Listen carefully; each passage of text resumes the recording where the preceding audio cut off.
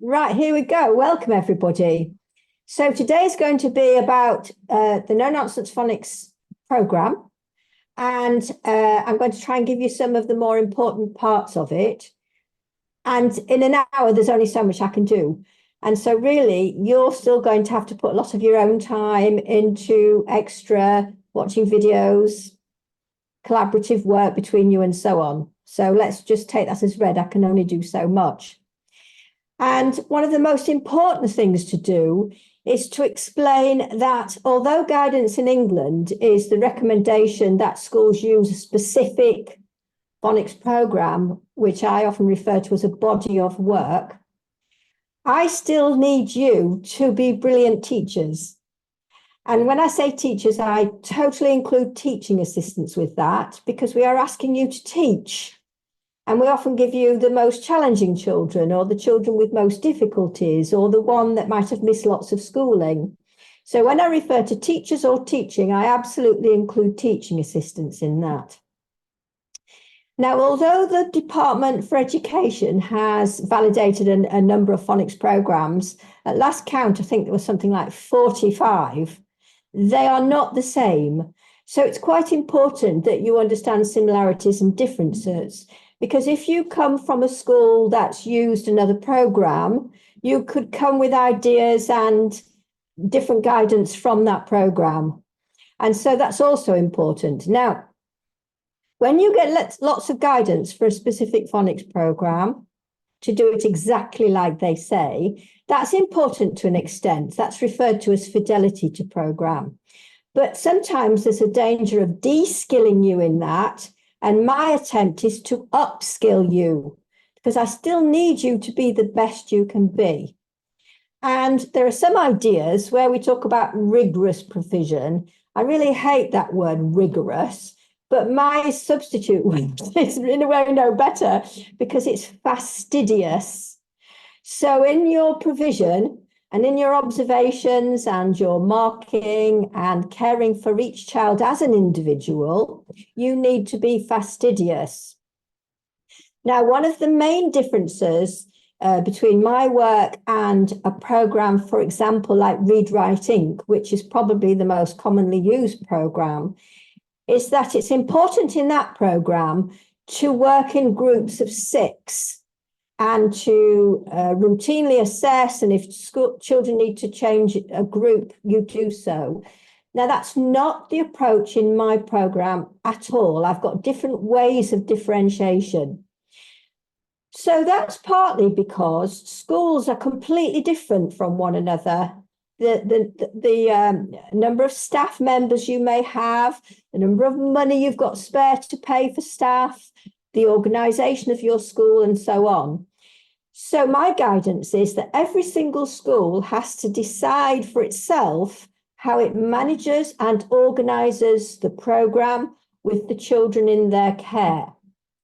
And I always go for the pragmatic approach, because if you make it too complicated and you're always focused on just filling in code gaps, you're going to get very complicated, because different children will remember different things and assessment gets complicated and so on.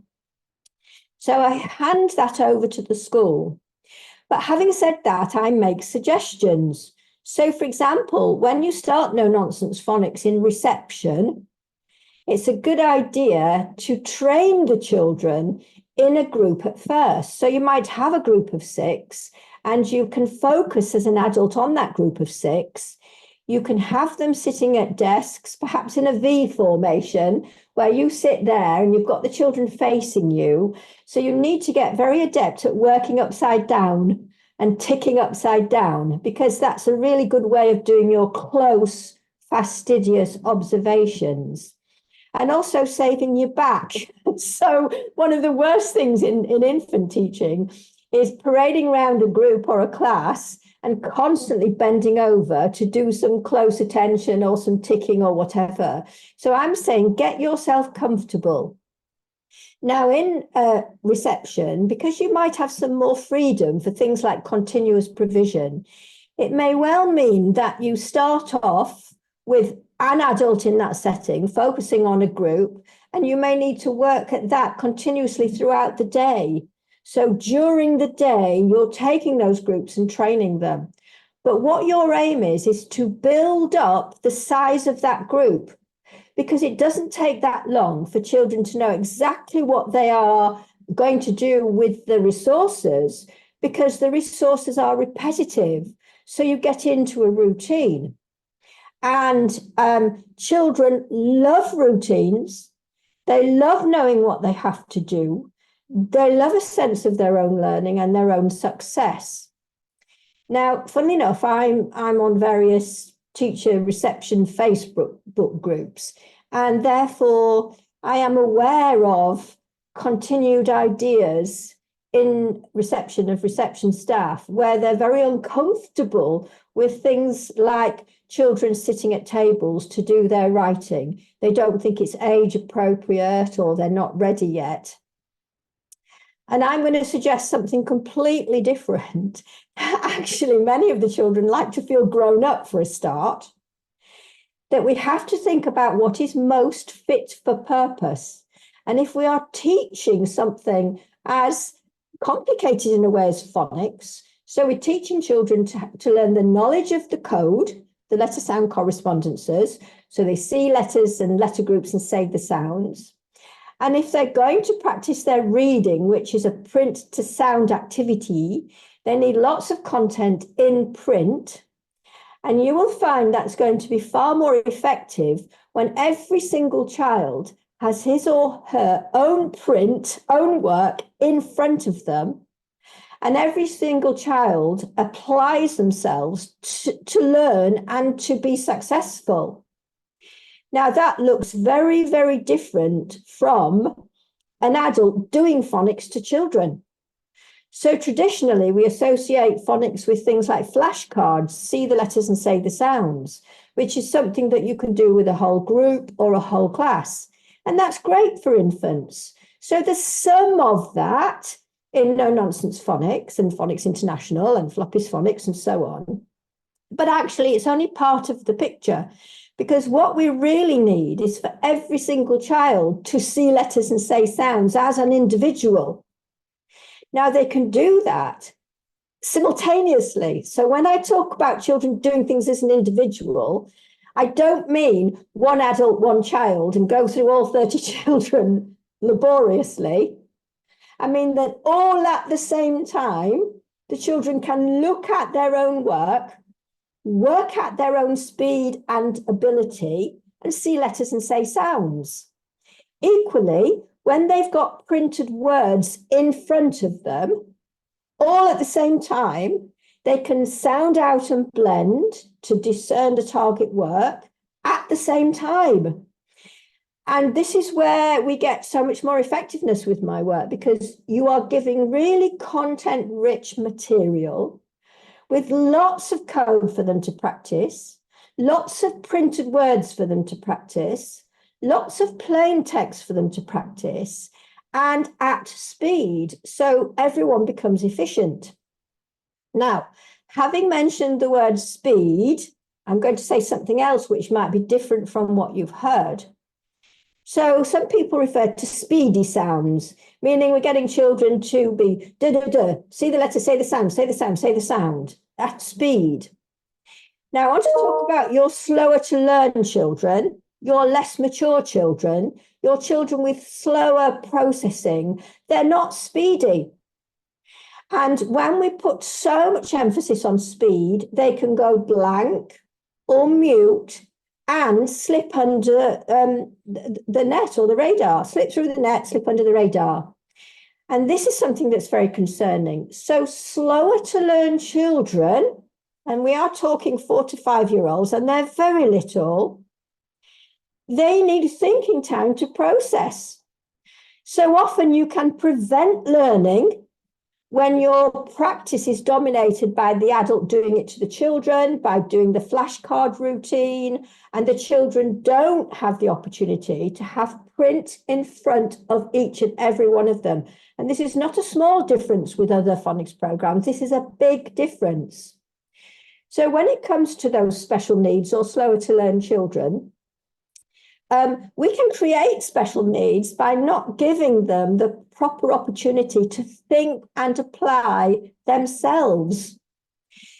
Now, this introduces the notion of being able to take the same body of work or the same resources and allow or understand that children will access them at their own speed and at their own level. So let's take, for example, a bank of printed words, pre-printed words, as you've got in the No Nonsense Phonics Skills pupil books. Some children will soon be able to recognise the letters and letter groups, respond with their finger tracking underneath to say the sounds, and will more readily be able to discern the target word, so they can fully sound out and blend to reach the word. So they've got the sub-skill of seeing the letters and saying the sounds, but they've got the full skill of reading or decoding because they can sound out and blend and discern the target word. Now, talking about the little ones and special needs, it's much easier for children to discern that target word when they already know that word in their spoken language. It just works so much more easily. The sounds trigger off the real word. Now, in No Nonsense Phonics Skills, in all my phonics programs, I include very extensive word banks in print in the books, and many of those words are not in children's spoken language. So they really are having to hone their skill of discerning that target word. Now, I'm still referring to using the same resources with children with different capacities and different stages of learning. Now, as you sit opposite your children and you are going to observe them and maybe mark and annotate their work, you always work with a pen, a biro, and you do little tiny ticks above what they can do. So in the early stages, if they see letters and can say the sounds, you can tick above. They knew that one, they knew that one. If there's one they don't know, you leave it blank. So when it comes to marking, you never put crosses. We might underline, we might circle, but we never make it negative. We don't put crosses. So we tick what we know we've heard and we know. And then if they can discern the target word, we can put a little tick after the word. But if they can not discern or say that end word, we just don't tick it. So we're doing constant, close observations. Now, that's very important for your very beginners and for special needs. So when it comes to accountability, what you are doing is you've got a method, because it's on paper per child, of giving constant close assessment. This is ongoing formative assessment. Now, some phonics programs might say, don't give children material to read until they can discern that target word. And I'm not saying that. Those banks of words, children can't discern that target word, are still extra code level practice.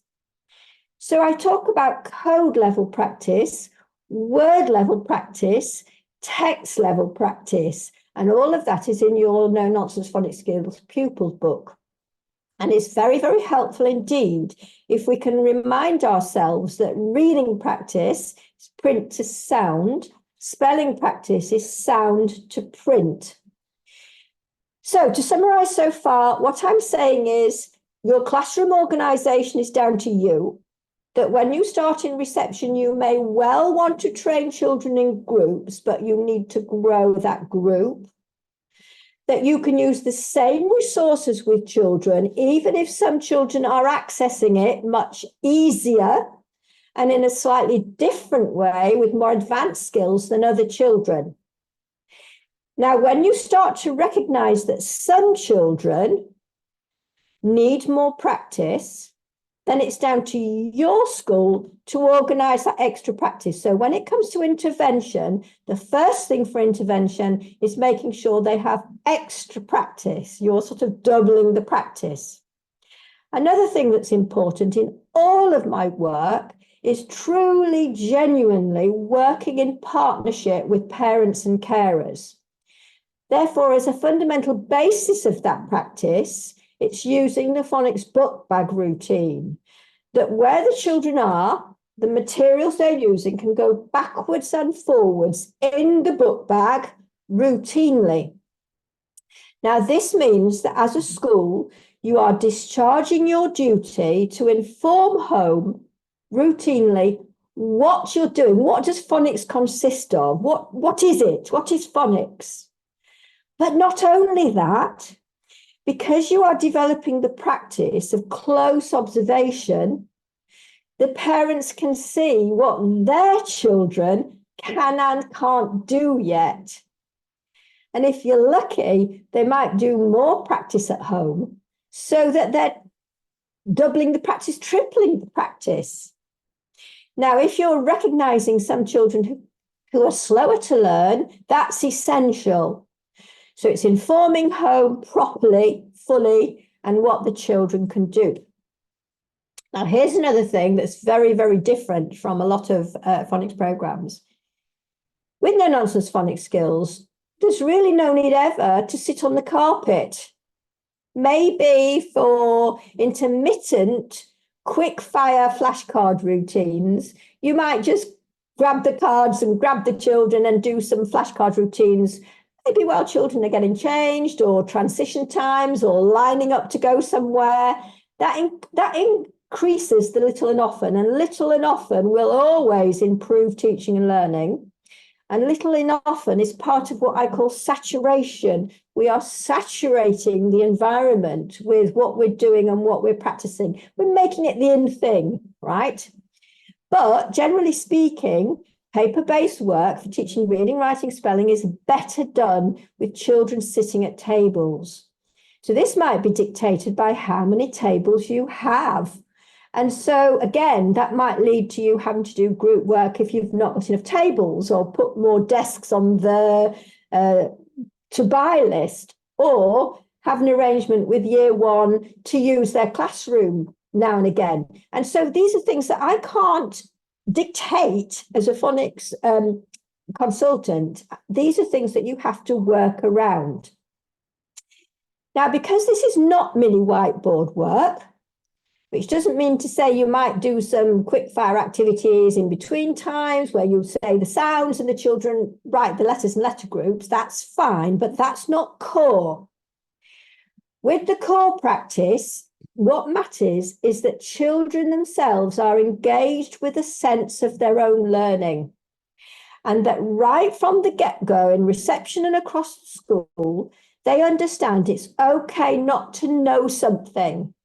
There's no shame, there's no embarrassment, it's not about them, it's about this difficult code that we're teaching, right? And so with that in mind, children use sharp pencils, and make sure you've got a supply of sharp pencils, and it's not an issue whether they're blunt or can't be found or they need sharpening. Get those sharp pencils in readiness for the children. And also make sure you're teaching them the tripod grip, using whatever method you prefer from the outset, not fat pencils, ordinary pencils. And you're teaching them to tick what they think they know and to circle what they think they don't know. Now, again, this is a far cry from what's often the early years mentality that mini whiteboard work is great because they can rub off and hide what they don't know or what they get wrong. No, that's such a bad approach. Further, when your phonics practice is dominated by mini whiteboard work, it's so impoverished. You can't follow through on the children that aren't really getting the letter formation or the spellings correct. You can't share that with senior management. You can't share that with home. It's a really, really poor way to provide for the children. So hear what I say. I'm not saying never do it. I'm saying it's not as fit for purpose as people might think.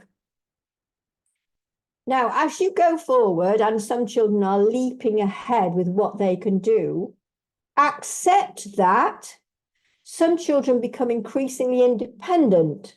So with regard to reading the plain text, for example, they can do that quite quickly, and you need to have a way of differentiating what can that look like. And there are several ways of what that can look like. So because writing's involved, and it starts off with just copywriting, and when we copyright, children must say the sounds.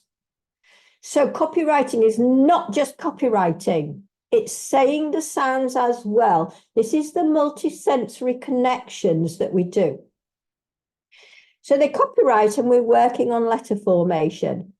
And some children might just do a few words at first, and it's not well sitting on the line and things like that. That's fine. They're learning. They're in the process of doing it. We're training them. Other children might quite rapidly do a really great job of copywriting, and they might be ready to do what I call self-dictation. Now, self-dictation is something that I never hear people talk about. And what it means is that the children have their own print in front of them. They can read and reread, hold a sentence in their head, go to their little phonics exercise book with ordinary writing lines, and set out to write it out from memory.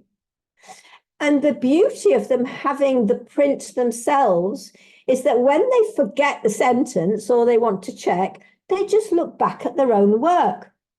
So the process of self-dictation, which doesn't take an adult at all at that moment, and it's so not challenging because the print is there in front of them. You're not testing them. It's not stressful as a teacher-led dictation. And a teacher-led dictation, which is heavily emphasized in the guidance in England, is always slowed down by the slower children. So unless you do teacher-led dictation with matched groups, it's a very slow process for the more able children. And we need to cater for the more able children just as much as we need to cater for those slower to learn children. So as you get used to using no-nonsense phonics, the skills, the pupil books, you will begin to work with the children in front of you, and you are the ones that have to make the professional decisions as to which children maybe get more little and often, which children you talk to parents to say it would help if they got extra practice and you rewarded them for what they can do. But at the same time, you need to think, gosh, this little group of children are really very speedy and capable. We mustn't have them coasting. What extra challenge can we build into their practice? And they might do more bulk of that work. So what I'm going to do now is I'm going to attempt to share my screen. And we're going to look at stuff. And I'm going to go to my phonicsintervention.org site. So you may or may not be aware that this is the site where we really feature no-nonsense phonics. And it's also the site where we sell hard copy resources. So you need to know about this site. You can also share the information about this site with parents and carers as well, because there's so much information and free stuff, free guidance to help you with your relationship with parents and carers. And for example, which you should do, is have events to inform parents and carers at the get-go. If you use your main screen in a hall or something, or in a classroom, you can go on to this site. Now, I urge you to do this because there are embedded videos there. There are videos which are going to cover which things I'm not saying today in this short 1 hour that we've got, but explore this site. If you go to the home page, there's some embedded videos. And if you go to the About No Nonsense Phonics page, there are some embedded videos and training PowerPoints, one with my voiceover. So you really, really need to go there. Now I'm on the About No Nonsense Phonics page, scrolling down. That little video there is the same that should be on your USB stick, which comes in the starter pack. But underneath, there is a link which goes to an example of one of our teacher books. Now, these teacher books, to be honest, I think they are the greatest things since sliced bread.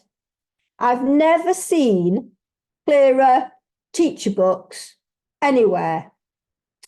And the teacher book includes in it the pupil book. So, for example, before you start to do pupil book 2 with anyone, go to the teacher book. And as you can see, it looks the same as the pupil book. Now, the teacher books are not online, they're hard copy books, which you should have. So make sure across the school that you can put your hands on these and work collaboratively. So if you're teachers and teaching assistants working with the same children, work collaboratively. This is very supportive. Now, turning over, this, for example, would be bigger on the actual paper-based one. They explain the rationale and the research base.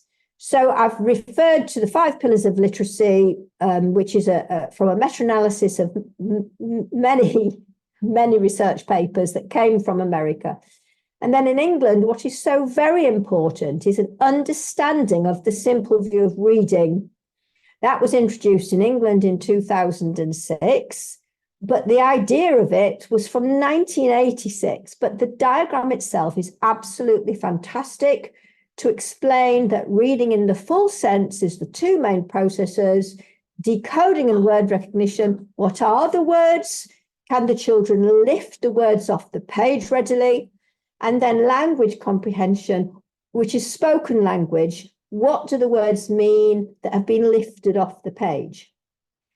Then a strength of my programs is a distinction between the alphabet and the visual poster for that, and the alphabetic code, how they overlap and how they're different. And then what is very, very distinctive about my work is the fact that the underpinning rationale is 2-pronged, systematic, and incidental phonics teaching and learning. And this is very, very important right from the get-go. So what it means is that you are guaranteeing systematic, cumulative phonics provision with decodable material.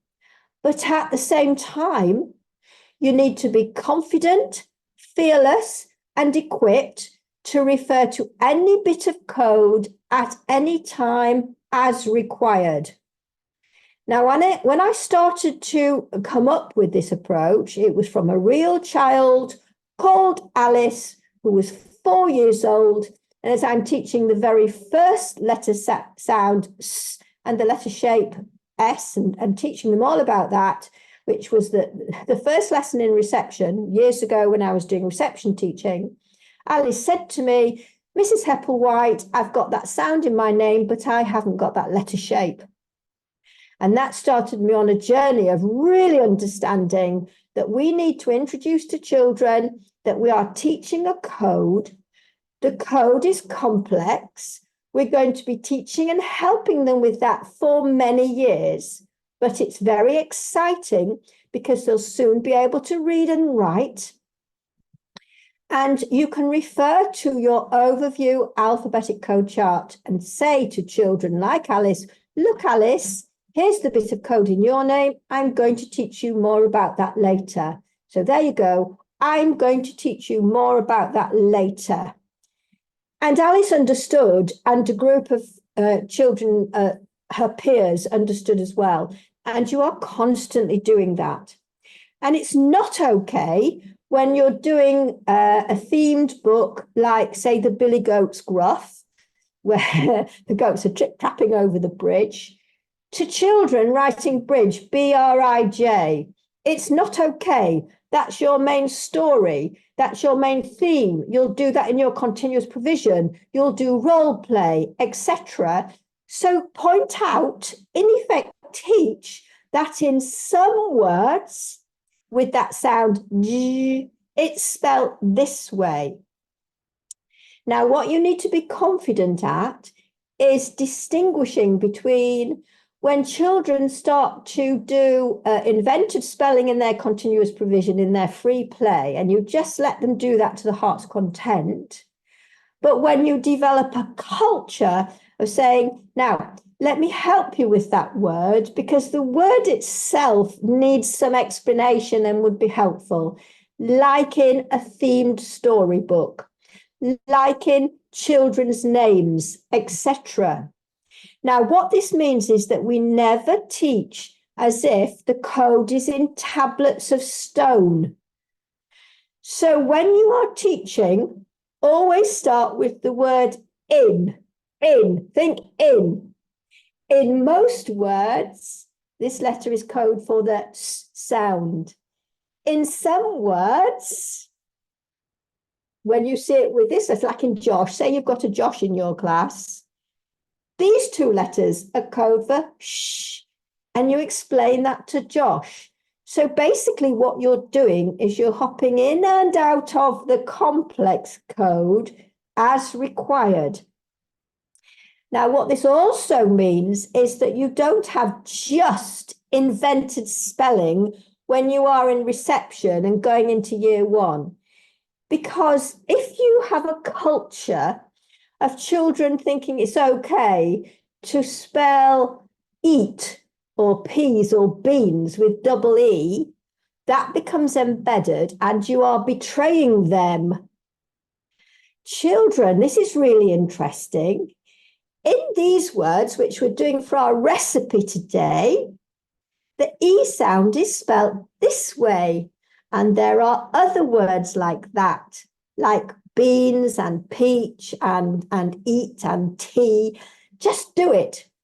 Now, what you then don't do is worry that loads of your children didn't get that today. They didn't learn it. They didn't remember it. It doesn't matter because you are drip feeding in that notion and some of your children will get it.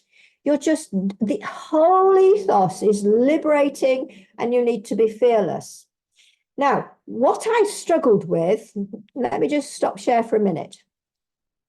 What I've struggled with the understandable push of the Department for Education for the need for decodable reading material and decodable reading books, is that they've then pushed for a very precise list of the tricky or common words or high frequency words that a program might provide. And then they've then pushed to be accountable for these matched reading books and so on. And they've made teachers fearful of have they done it right, what phonics reading books can they use and so on. And that is very worrying because that's de-skilling you. Now, listen carefully. We are dealing with thousands of words in the English language, thousands. And you're also dealing with topic themes, even in reception in year one. And in those themes, you will be wanting to write or model writing with code not taught yet. So you need to have the notion of that it is code not yet taught and that's okay. And you need to help them with that. And that support does not stop in Key Stage 2. So at the moment, a lot of my training requests are from Key Stage 3 because so many pupils in Key Stage 3 are doing lookalike reading, which is guessing words in reading, and their spelling is very poor. Because we've been led to think that phonics training and provision should be just for early years and year one and maybe year two, and not Key Stage 2 and not Key Stage 3. We're still picking up the pieces. So what I want you all to know is that you need to make some posters for words you encounter when you need them. So have a tray of A4 or A5, which is half a paper size, ready, and a pack of felt pens. And in your work, whether it's through your phonics provision or the wider curriculum, if a useful word or a tricky word not yet taught yet comes up, in beautiful print handwriting, write it off and put it on your main display. So although No Nonsense Phonics Skills introduces some handy words, some high frequency words, some incidental code to make sense of the plain texts, don't just stick to that.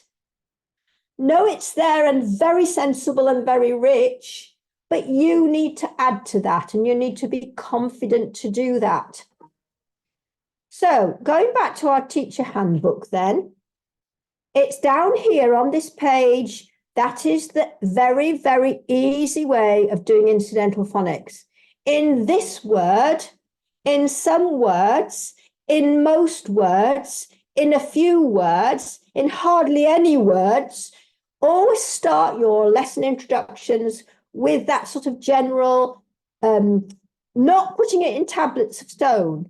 In most words, but not all of them. I'll teach you more about that later. So these expressions in so many words, and I'll teach you more about that later, need to be the kind of things that trip off your tongue.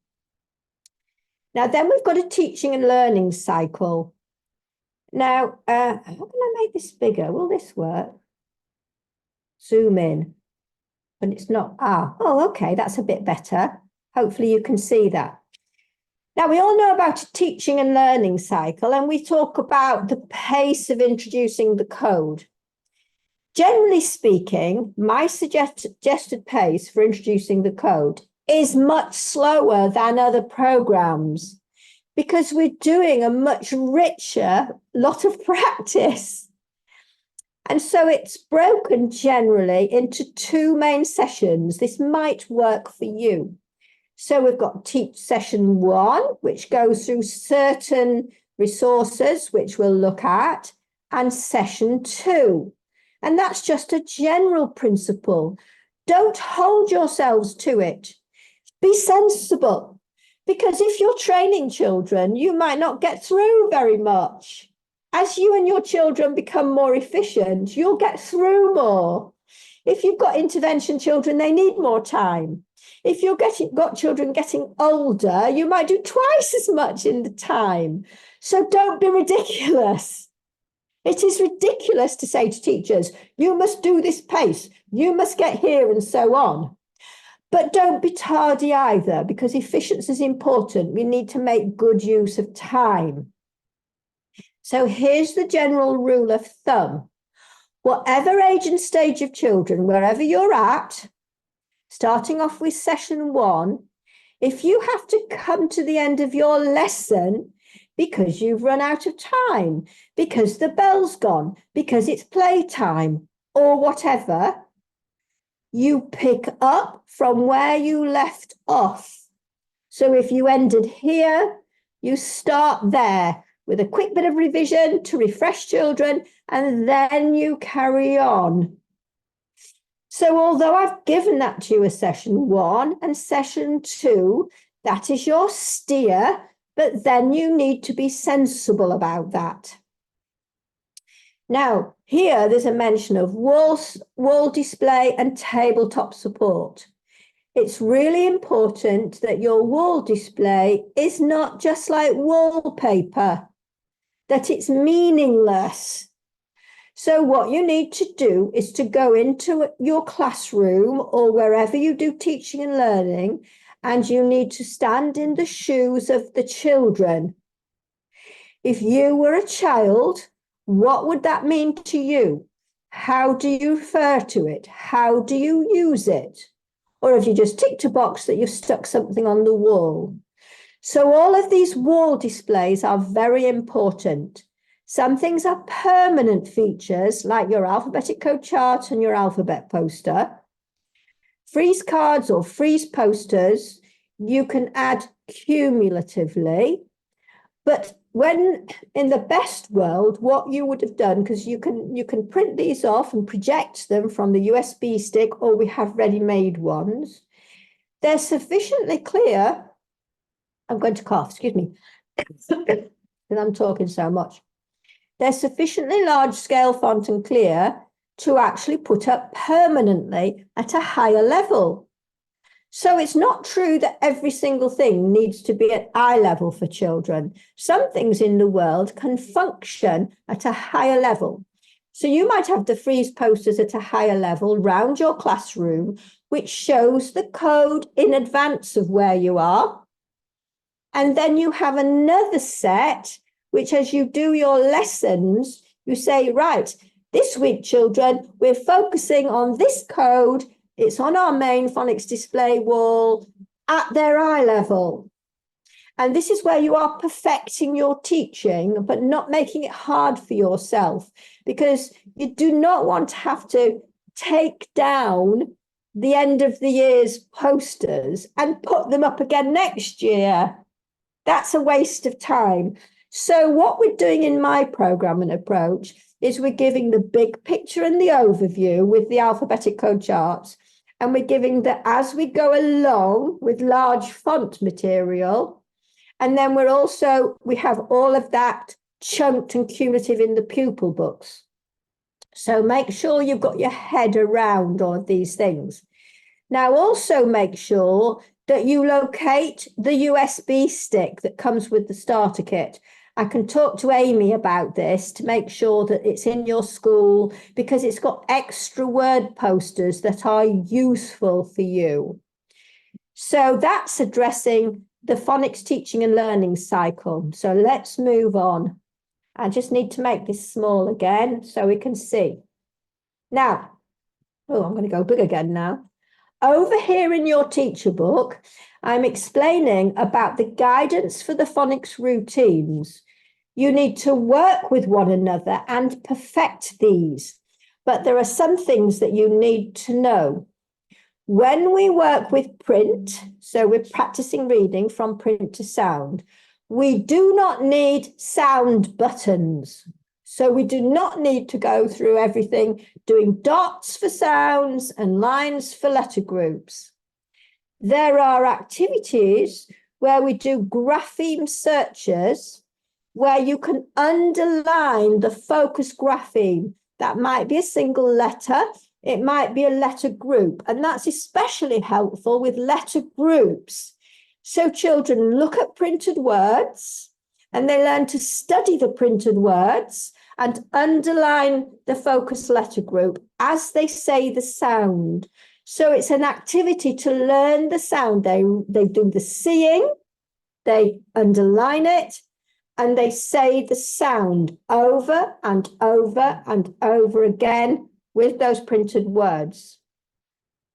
This is so far removed from just a mini whiteboard work regime and flashcards. It's incredibly different. And you'll notice that right from the get-go, that my phonics printed word banks have got lots of words from shorter to longer. You're getting rigorous application and practice. So I'm often asked, where are the sound buttons? I'll tell you where the sound buttons are. It's the letter shapes.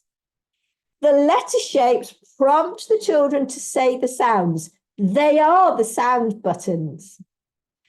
Now, when you're doing reading, you also do not need to count the sounds. So sometimes you see videos and practice where there's some kind of tallying going on for reading. It's mixing up whether you're doing reading or whether you're doing spelling.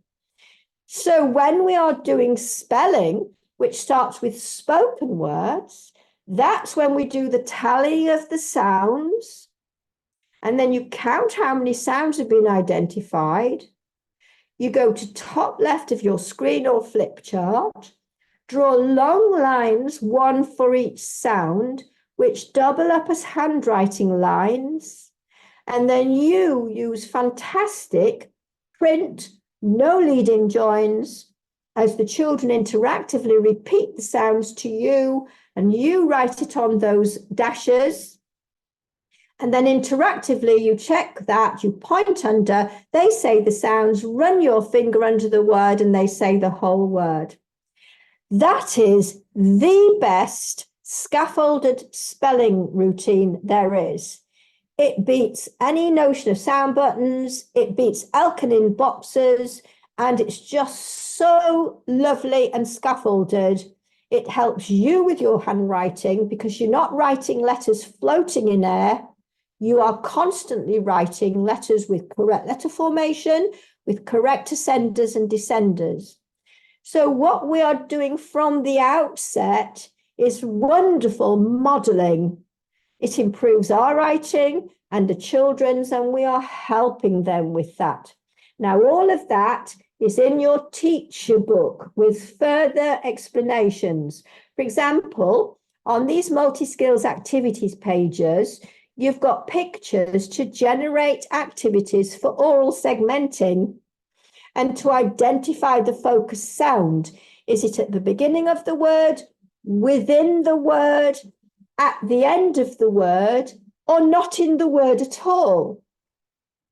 Now, of course, sensibly, when you are training children, you're in a sense doing that for them. But another thing I want to urge you to do is to let go much sooner than you might think. Now, what do I mean by that? Now, it's standard practice with teaching that we talk about I do it, the teacher. We all do it together to repeat it. And then the children do it. And that's how we start off with good teaching and good modeling. But at a surprisingly early level, you need to let go and ask the children what to do. Can you remember what we did with this activity? Oh, remind me, tell me what we do. It's really important that you have good lesson modeling for lesson introductions, but that you don't do it for the children. And that is incredibly important, even for your special needs and slower to learn children, because when we over model and when we do it for them, we are robbing them of their application and their learning. So let them be slower. You might need to find a quieter place for overlearning and things like that. So in your teacher book, all of these things are very important. Now, when we talk about fastidiousness, I am not kidding. So here, I give you capital letters and lowercase to introduce, because the capital letters are the same code as their lowercase equivalents, and we are drip feeding in that notion. And that's very important because some phonics programs don't know how to introduce capital letters or neglect them or think they're alphabet names. So, for example, we are never referring to letters, vowel letters within print. For example, a letter A, and saying, oh, in that word, that letter says its name, meaning A or E or I. No, not ever. In fact, I don't promote ever saying letters make sounds or say sounds. They are code for the sounds. So in terms of jargon, I'm never referring to things as making sounds, saying sounds, which is baby stuff and not true. We are introducing a code and we are using the language of the code, and that is something to get used to. And then in Key Stage 2, we can use the language of the code, and we are not patronizing children at all. And so if I say something like here, where I'm saying check carefully for correct letter formation and provide extra practice as required in the learner's personal exercise books, what that is saying is this is nowhere near enough practice for handwriting. So in continuous provision or extra time as required, you need to use your exercise book to do some extra practice. Now let's talk about differentiation.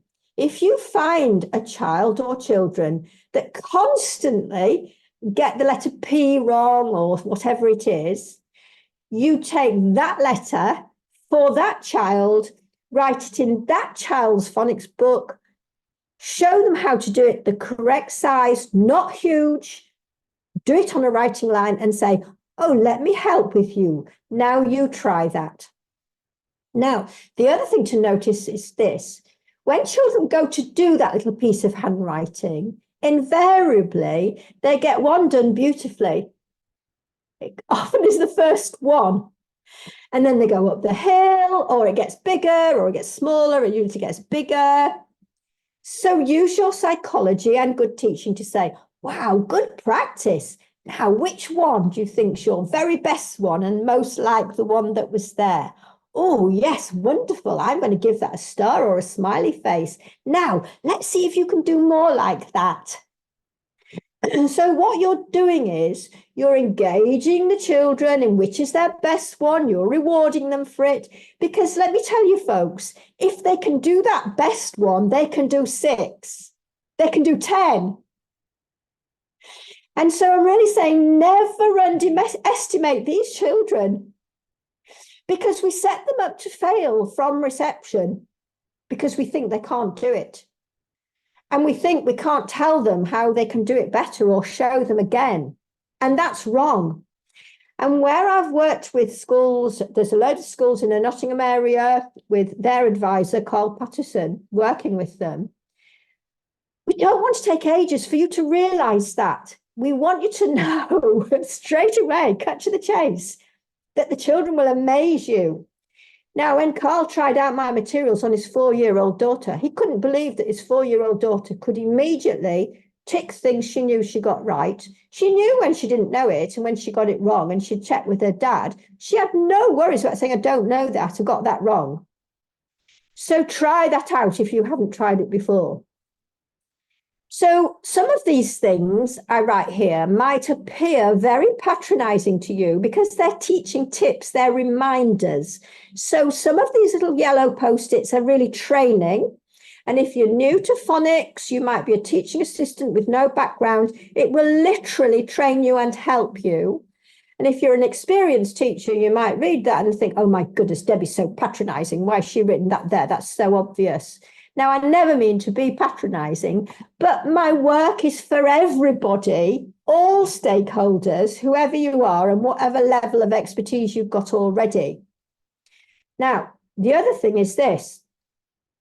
Down at the bottom of this activities page, I want to get bigger.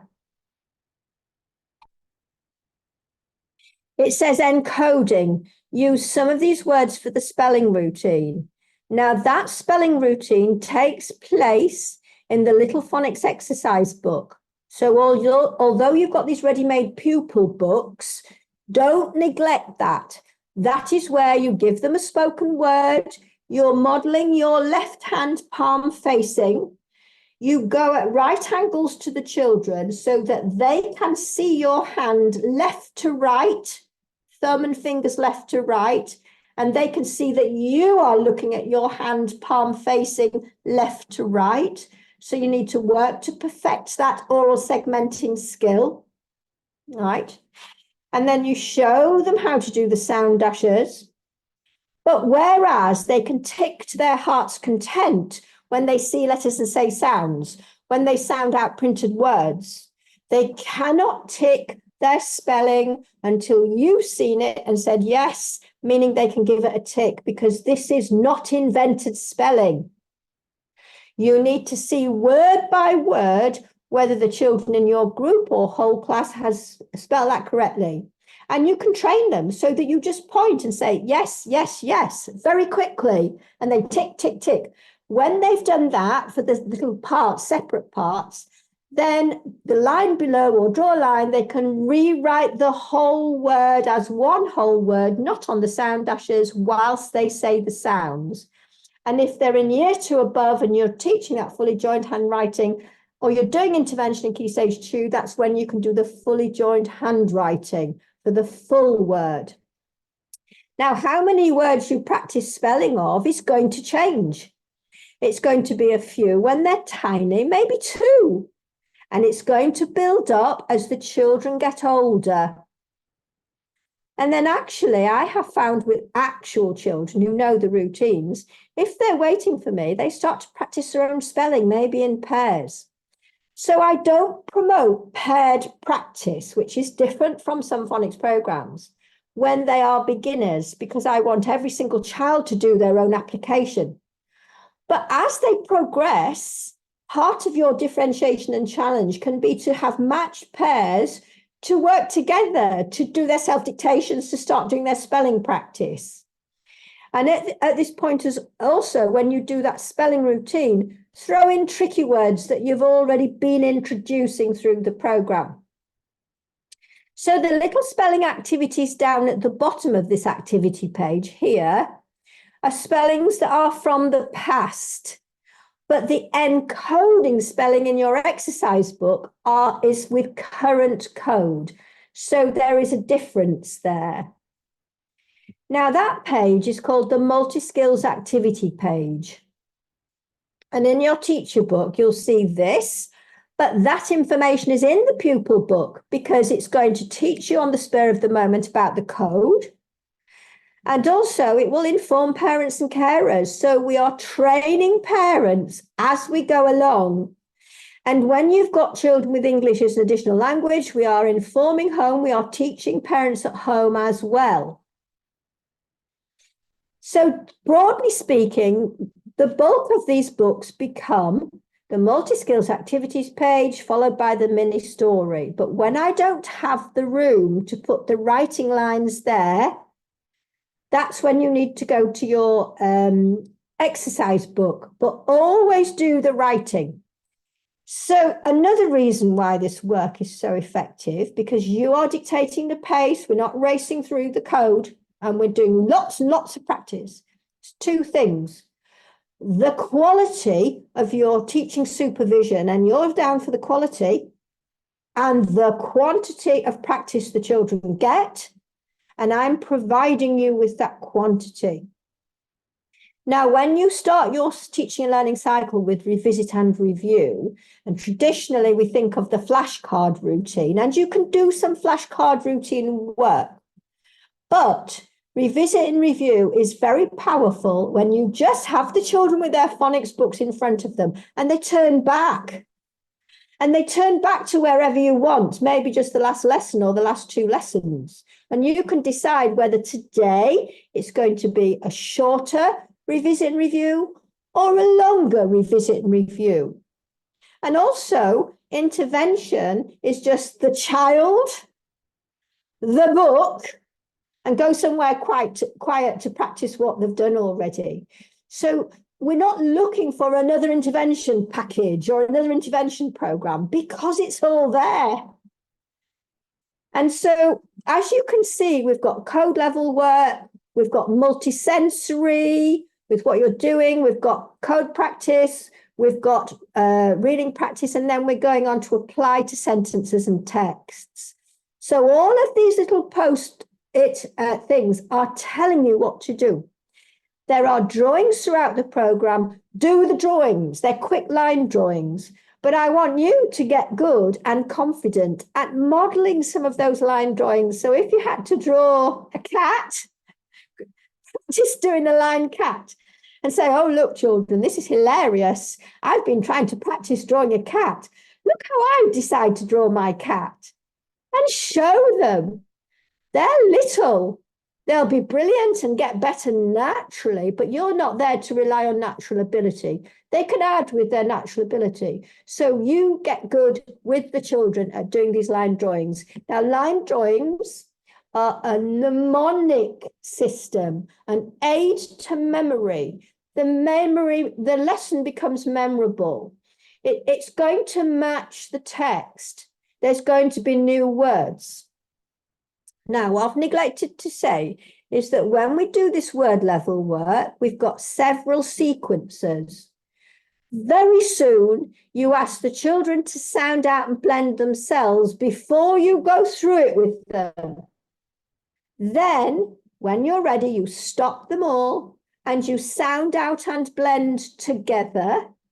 And then, collectively, you say the whole words together.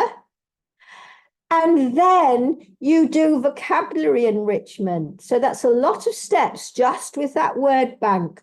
The technical phonics knowledge and skills followed by the vocabulary and language comprehension. Now, you might decide to just take some of these words. English is full of homophones, words with multiple meanings. So you might do a little bit of that. You know, stamp your feet, that type of thing. You can draw little drawings above these words. You can transfer a word in the phonics exercise book, and you can do drawings and get some actions done, get them standing up and stamping their feet, make it memorable, draw a boot, whatever. That's where I need you to be fabulous teachers, to use your initiative to make things come alive. The same with these little language comprehension texts. So as we go through your teacher book, make sure you look through all of these and you're confident. If any questions arise, discuss it between you, discuss it with Amy, get back to me. But all of these things are here for you, laid on a plate like a gift. And there is no greater gift. It's taken me and other people thousands of hours to reach this point, and based on what I found as a teacher I needed. So I'm an experienced primary teacher, across the age range, and never found what I needed. And this is what I needed. So you go right through. Now, at the end of each of these books, you'll find some extra little summary activities. It changes throughout the series. This is still at the letter formation. This is at the can we spell these words, which are words we've used in previous material. We have a little summary, speed reading and writing, but speed as in the sense of go at their own speed. But another feature of my work is building up knowledge of spelling word banks. This is a very, very important component of my work, and it's well neglected by many other programs because they focus so much on reading, not so much on handwriting and spelling. Now, you have to tell children from the outset that as they get older, there's no way of getting away from it. We have to learn which words are spelt which way. Now, when you sow this seed, it's like a snowball. Once you keep doing this idea of noting and noticing which words are spelt which way, the word banks grow. So we're providing little word banks, and then it's almost like there's an element of discovery learning, because over time, including Key Stage 2 and beyond, they're building up those word banks and beginning to remember them. And there's activities you can do to help with that, which is part of that is the plain text as well. So we're really out of time. So I just want to quickly remind you there's a free resources page at the phonicsintervention.org site. And I want to tell you about something very exciting before I go. This is so hot off the press. It's literally like today that it's got to the point. Schools can now buy an annual license for our phonics reading books. Now, these are very challenging. They have very rich vocabulary. It's not that you just have to use them only in reception. You might find you can use quite lower down books in year 1 and even year 2. So you need to explore them. I've never promoted only using our phonics reading books. I've always said build up. I know your school, I've mentioned this already, has already got loads of different publishers, which is excellent. But now you've got these ebooks. This is something that you can do with a whole class or a whole group. It's not the phonics program, it's to complement. And we've now just added one into the pink thing, right? And I'll just show you what that looks like. Because they've got an advantages as hard copy, which is great for in-school reading. And it's also now got this, which is stunning on a screen. Now, I'm suggesting that when children reach the point that they can manage these books, they're virtually free readers. So although this is only part way through the program, and the Phonics International body of work goes further still than No Nonsense Phonics, I really make children revise what they've done before. There's so much in this text which is building on what has gone before. So it's really, really a super thing. And we're there now. I'm now writing book 35, which I think is going to be, what do I call it? Banjo Joe and his tapping toes, I think. I'm still working on it. Never set out to be a children's author. Right. So I've spent some time today, not so much going through the materials themselves because they're self-explanatory. Don't look for lesson plans because the resources are the lesson plan. The content is there for you. Your lesson planning needs to be evaluation, that you can mark which point in the program you're at, and do some children need to have extra. They are the kind of things you need to keep in your records. What intervention you're providing, what differentiation you're providing. So you do not need a piece of paper that's saying lesson plan, lesson plan, lesson plan, because everything's on paper already, and how the children are doing are on the paper already. And just recently, we've added an Excel summative assessment. So in the books, you're doing constant formative assessment on our free resources page. So if you're interested in that, which would be maybe the class teacher, maybe senior management, you can find that there as well. But remember, don't get bogged down with that you can't do other tricky words. You can't do the code beyond the program. You're going over and above. Now, that's it for today. I'll stop the recording